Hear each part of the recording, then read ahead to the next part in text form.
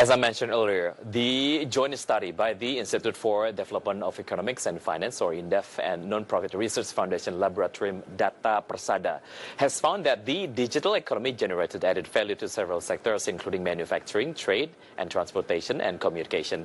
Such effect in general will also affect Indonesia's economic growth. And in this segment, I would like to present to you some latest data about the growth of digital economy in Indonesia. The first data will be about digital economic contribution to GDP in ASEAN countries. We try to compare each countries or every ASEAN countries.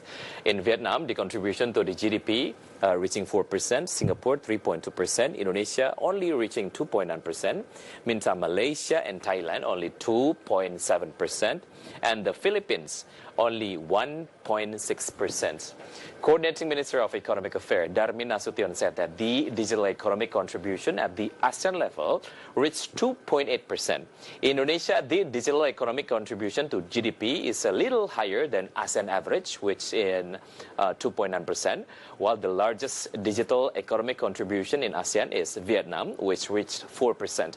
Digital economics are also growing in the midst of the global economic slowdown. In 2016, digital economic contribution reached 22% globally.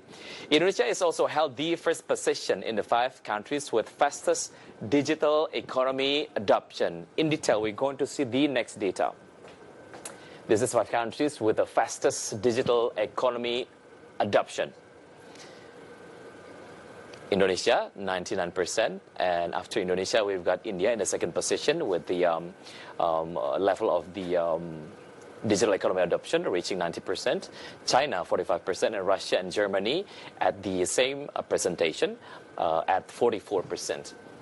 Based on McKinsey report, Indonesia held the first position as country with the fastest adoption to digital economy. Such position was supported by 3 main pillars. They are digital foundations, digital reach, and digital values. And if we take a look from economic growth caused by digital economic can increase labor participation and productivity in Indonesia.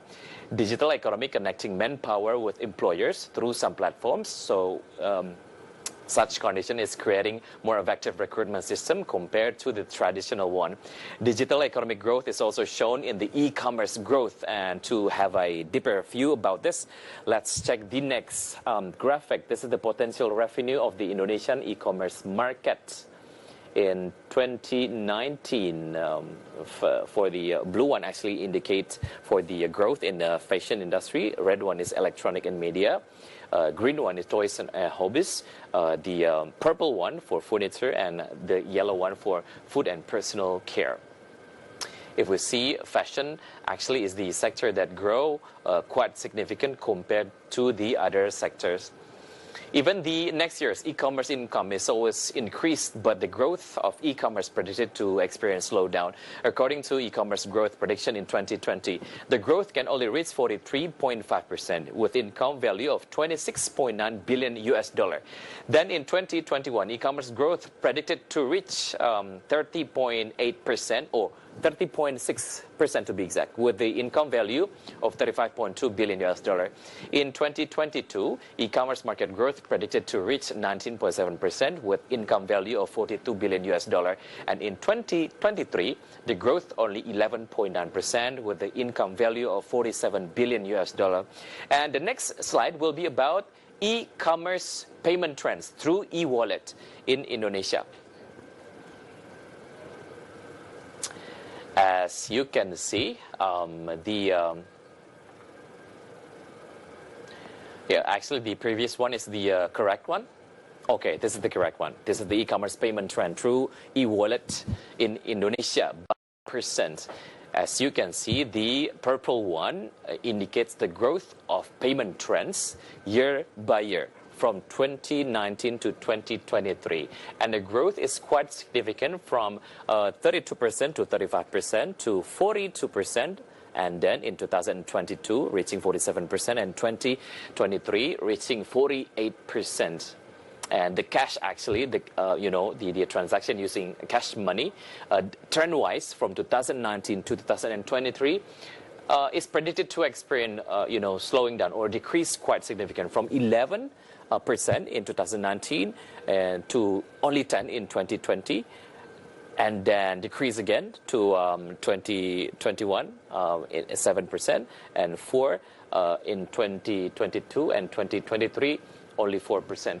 And in 2018, payment using e-wallet successfully shifting the bank transfer method, which is at 27%, whereas the bank transfer was 25%. Payment using card still dominates in that year, which was 33%, but in 2019, e-wallet is projected to lead e-commerce payment method. It is predicted it can achieve 32%, and the next data will be about fintech growth trend in Indonesia. The P2P lending or peer-to-peer lending growth quite significant compared to the other kind of fintech model. It will be reaching, or it predicted, or it reached 40%. For the payment method, 34%. For market data analysis, 9%. Crowdfunding, 4%. And wealth management, only 4%. Darmin Asution mentioned that there are 3 challenges in the development of fintech in Indonesia. They are the anticipation of the winner takes all phenomenon, data misuse, and money laundering risk. Cumulatively, the distribution of loans in peer-to-peer lending until June 2019 reached 44.81 trillion rupiah. This value is grew 487.15%, or almost 5 times compared to June 2018 at 7.63 trillion rupiah. And that's it for today's infographic. Stay tuned on Market Headlines because we'll be right back after the break.